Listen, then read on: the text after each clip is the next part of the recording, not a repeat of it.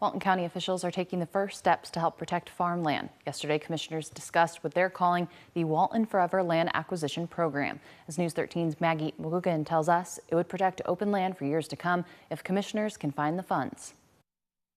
Walton County is taking a major step towards protecting its natural landscapes and family farms without raising taxes. On Tuesday, commissioners heard the first reading of an ordinance establishing the Walton Forever Land Acquisition Program. It's a long-term plan to protect open spaces and farmlands. We need to learn from our past to protect our future.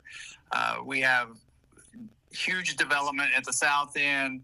The central Walton County is exploding.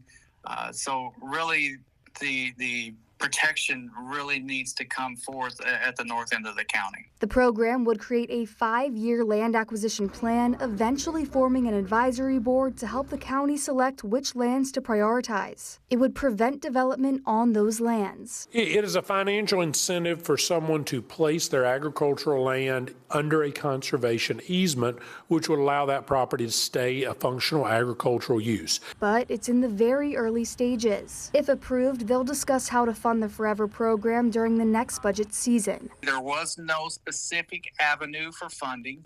There was going to be some, I think nonprofits are going to be vetted to see how that aspect of this is going to work, or this funding aspect.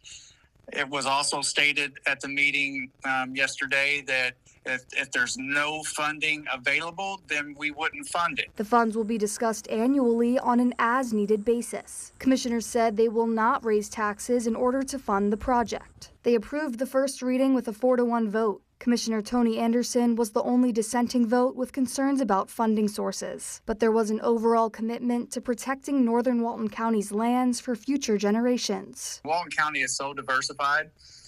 You could think that you're in New York City at the south end, and then you're in deep farmland with rockers on the porch at the north end. So, I mean, we really need to keep that in focus. In Walton County, Maggie McGugan, News 13, Panhandle Strong.